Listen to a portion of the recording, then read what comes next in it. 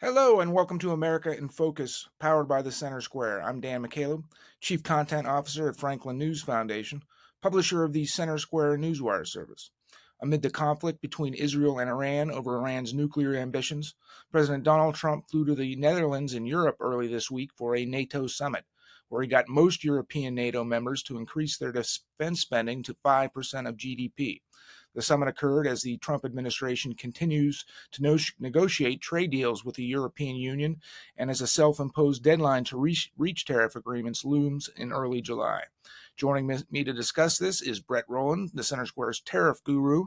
Brett, let's start with Trump's demand that NATO countries increase their spending on defense as the war between Russia and Ukraine continues and tensions in the Middle East remain high. What happened there?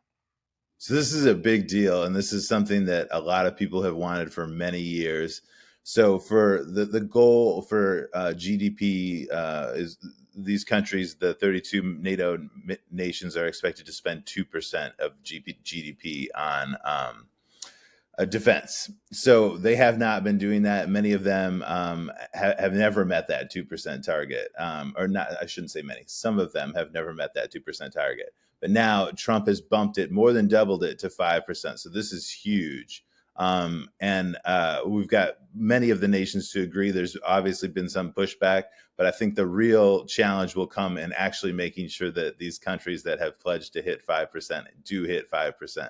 Because, like I said before, there were some countries that struggled to meet the 2% target. So more than doubling it is going to be a challenge for a lot of these nations. But this stuff comes as there's we see trouble in spots all around the world. Russia and China are concerns for many of these nations. So is the conflicts in the Middle East. So I think that the spending comes in an appropriate time, but whether or not they can get everyone to actually pay the money, I think is going to be the challenge. President Trump has been highly critical of one, the massive amounts of money the U.S. has given to the Ukraine, not just money, but also weapons and other military equipment, while at the same time saying Europe is not carrying its weight. So, assuming these countries who agreed to up their defense spending to 5%, we won't know for years if that's actually going to happen. But he reached this agreement. That's got to be considered a win for the president. Oh, for Trump, that's a huge win. I mean, this is something he's been pushing. He's been trying to push everyone to increase spending for years, and to get this kind of a big win at NATO, in a 1-day summit when he's got a lot of other plates up in the air, he's juggling a lot of things, is a huge win for him. Especially to be able to come home with a solid promise saying 5% instead of up from 2. So I think that that's a really big win for him. All right, let's segue now to tariffs. Brett, of course, Trump put in place his Liberation Day tariffs back in April, causing the stock market to drop significantly. A week later, he pulled those back, left baseline tariffs in place, gave himself a July deadline to negotiate deals with European nation countries, but also countries around the globe. Where are we at?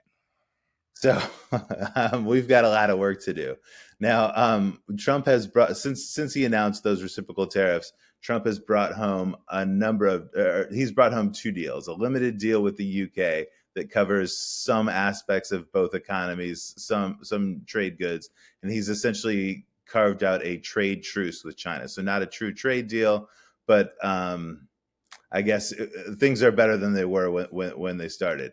So Howard Lutnick said this morning that they've got between 10 or 15 deals that they hope to present before the July 9th deadline.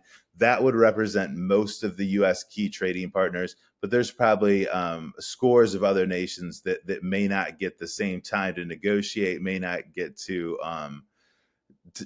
really have a say in their terms at all. Trump has said a couple times now that the deadline's not all that important, and that at some point he's just going to dictate terms, which they can either take or leave. So it'll be interesting to see what happens in the next couple of days. But it is interesting how far we've moved from this deadline to Trump's just going to take to essentially dictate terms to the rest of the world. And he feels really confident that he can do that given the U.S. negotiating position here. And these negotiations are ongoing as several groups in the United States have filed suit against Trump, saying Congress has not given him the authority to unilaterally set tariff deadlines. Where are we at with those lawsuits?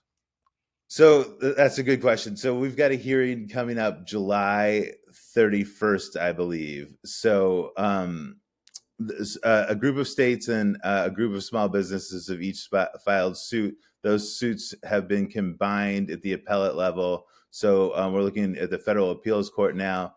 The government filed its first response earlier this week, and they basically said, we've got the power to do this, and please don't interrupt our months and months of strategic negotiations with other countries. And if you do rule against us, we're going straight to the Supreme Court. So Trump's made his position clear. Now, the other side of this coin, the businesses are not happy. They're not happy that Trump gets to keep collecting the tariffs while everything's under review. They want the tariffs to go immediately, and some of these businesses have said, "Hey, we're going to go out of business long before the courts resolve this." So I think that there's a lot of frustration on both sides here, and tariffs are.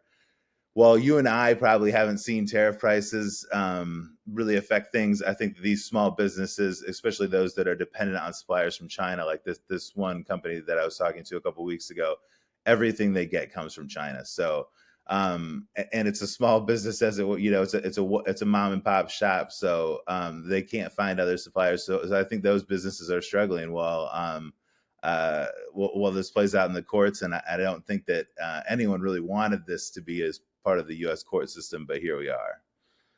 Thank you for joining us today, Brett. Listeners can keep up with this story and more at thecentersquare.com.